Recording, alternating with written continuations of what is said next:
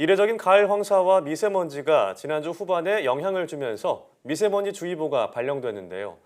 미세먼지가 강력해지는 계절에 대비하는 대책은 무엇일까요? 오늘 날씨학개론에서는 국가기후환경회의의 미세먼지 대책에 대해 알아보겠습니다. K웨더 반기성 센터장과 함께합니다. 어서 오세요. 네, 안녕하세요. 반갑습니다. 자, 올해 4월에 출범한 국가기후환경회의가 현재 미세먼지 문제 해결을 위해서 여러 가지 머리를 맞대고 있는데 현재 미세먼지의 근본 원인 국가기후환경회의는 어떻게 진단을 하고 있나요? 자, 이제 우리 인류는 어떻게 보면 끊임없는 기술 진보와 제도 혁신을 통해서 문명의 발전을 이루어왔습니다. 그러나 이제 문명의 발전은 창조와 파괴의 두 얼굴을 가지고 있거든요. 네. 즉 엄청난 발전도 있지만 화석 에너지의 대량 소비에 따른 온실 기체 급증으로 우리의 자연과 환경의 역습에 직면하게 된 겁니다. 이제 올해만 하더라도 뭐 전 세계적으로 엄청난 폭염이 있었죠, 혹한도 있었죠, 가뭄 그리고 수포 태풍 이런 자연 재난뿐만 아니라 자원 고갈과 갈등, 질병 확산, 난민 증가 이런 비극들이 이어지고 있습니다. 이제 매 이런 비극은 증가하고 있다고 볼 수가 있는데요. 이 배후에는 바로 인류의 온실 기체 과다 배출로 인한 기후 위기가 자리 잡고 있어요. 그러니까 인류가 그간 이룩한 문명은 축복만이 아니라 재앙으로 되돌아오고 있다는 것이죠. 네. 이제 미세먼지도 그 중에 하나인데요. 자, 이제 미세먼지는 단순한 공기 오염만의 문제가 아니에요. 우리가 살아온 모든 것, 즉 생산, 소비의 결과물이고 당장 우리가 숨 쉬어야 하는 시급한 문제와 연계되어 있습니다. 따라서 미세먼지 해결을 위해서 우리의 에너지라든가 산업, 환경, 정책들을 좀 근본적으로 점검하고 바꿔야만 하는데 이것은 선택이 아니라 우리 자신 또 우리 후손의 삶의 질, 건강과 생존을 위해서 반드시 가야 할 길이다.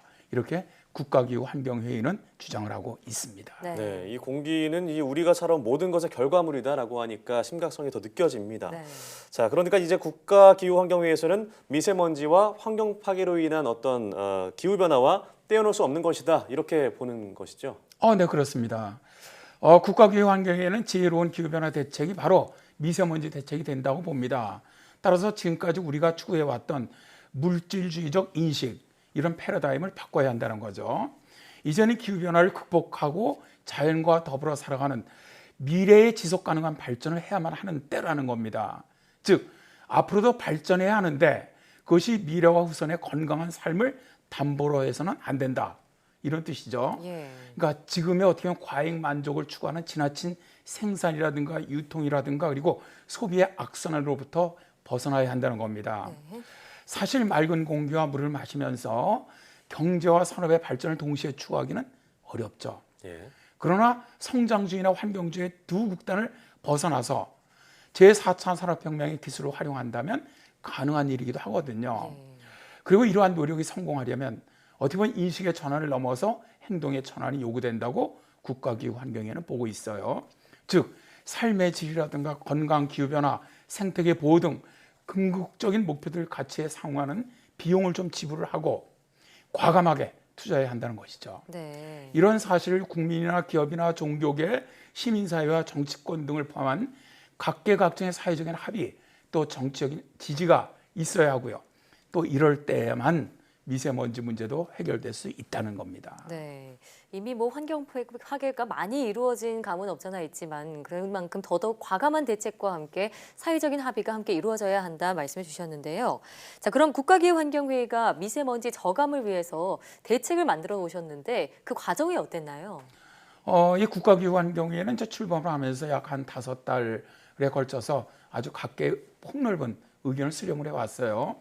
본회의가 있고요, 전문위원회가 있고 분야별 협의체, 그러니까 정부, 지자체, 산업계 이런 것도 수시로 열렸고요. 또 이제 최초는 501명으로 구성되었던 국민정책참여단의 수의 토론회 과정도 거쳤습니다. 저도 이제 국가기후환경회의 전문위원으로 참여를 했는데요. 예. 대책을 마련하는 과정을 쭉 지켜봤거든요. 예. 참 정말 힘든 과정이지만 열심히 하는구나 감동받기도 했었어요.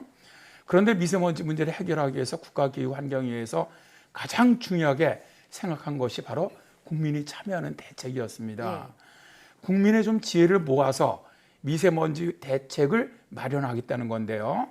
그래서 국민이 스스로 정책을 수립하는 상향식 정책 결정 방식을 채택을 했습니다. 예. 2번의 이제 국민 대토론회, 3번의 권역별 국민정책 참여단 회의가 그것이었고요. 또한 국민으로부터 다양한 제안을 받게 한 문도 활짝 열었습니다. 네. 또한 국가기후 환경에는 미세먼지 대책을 마련하면서 5개의 이제 기본 원칙을 세웠죠. 5개 기본 원칙이요. 어떤 내용들이 포함되어 있나요? 먼저 기존의 통념을 뛰어넘는 과감한 대책이어야만 문제를 해결할 수 있다 이렇게 생각을 했고요. 네. 예. 다음에 2번째가 이제 국민들이 체감하고 납득할 수 있는 정책, 즉 체감성이 좀 있어야 한다는 겁니다. 아무리 좋은 정책이나 대책이라도 국민들이 납득하지 못하면 실패한다는 것이죠. 예. 3번째가 차별성으로 과거 정부에서 내놓았었던 대책과는 좀 차별화된 새로운 대책이어야 한다는 겁니다. 네. 4번째가 합리성인데 모든 대책의 밑바닥에는 좀 과학적이고 합리적인 자료에 근거한 대책이어야 한다는 겁니다. 마지막 5번째가 실천성인데요. 아무리 좋은 대책이라도 실천 현장에서 적용할 수가 없다면 소용없고요. 따라서 반드시 실천되고 집행되어야 한다는 겁니다. 네, 이 5개 기본 원칙 하나하나 정말 중요해 보입니다. 그럼 이 기본 원칙을 바탕으로 만들어낸 미세먼지 대책은 어떤 것들인가요? 일단 올해 대책은 단기 대책입니다. 이제 올 12월이죠. 겨울부터 내년 봄 3월까지 미세먼지를 점하는 대책인데요. 이제 내년부터는 중장기적인 대책을 만들게 됩니다. 네. 국가기후 환경위는 일단 올겨울부터 내년 봄까지는 국내에서 배출되는 미세먼지를 20% 정도 줄이겠다. 이런 과감한 목표를 세웠습니다. 반기문 위원장님께서는 이번에 국가기후 환경회의가 내놓은 정책 제안은 그동안 한 번도 시도해보지 않은 가장 과감하고 혁신적인 조치가 될 것으로 믿습니다. 전력 수요가 최고조에 달하는 겨울, 봄철에 최초로 석탄 발전소를 최대 3분의 1 이상 가동 중단하도록 하고 국민 생활에 커다란 불편이 따를 것으로 예상이 됩니다만 생계용을 제외하고는 미세먼지를 많이 배출시키는 노후 차량을 전면적으로 운행을 제한하도록 하는 것이 그 대표적인 사례입니다. 라고 말씀하신 것처럼 네.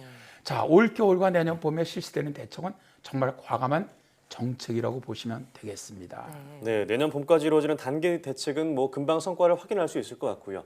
그럼 내년에 이루어지는 이제 중장기 대책은 어떤 것으로 이루어질까요?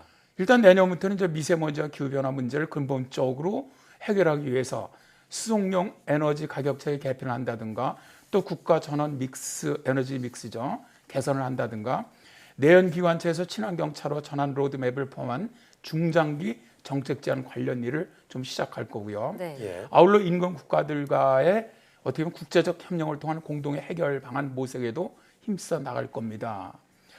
이러한 자세한 내용에 대해서는 다음 주에 좀 더 자세하게 소개를 해드리도록 할 텐데요. 예.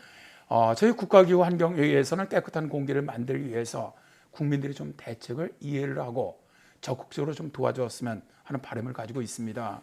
정말 아무리 좋은 대책이라도 국민과 기업의 협조와 미세먼지를 줄이자는 실천 이런 것들이 없이는 성공할 수 없기 때문이죠.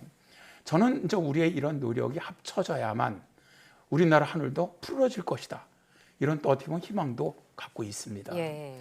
푸른 하늘, 맑은 공기, 우리의 실천이 순편한 대한민국을 만듭니다. 네. 예. 강조하신 국민의 참여와 기업들의 협조가 잘 이루어져서 국가기후 환경회의가 단기적인 목표로 정한 미세먼지 20% 감축 꼭 달성이 됐으면 좋겠습니다. 오늘 말씀 잘 들었습니다. 네, 감사합니다. 예, 고맙습니다.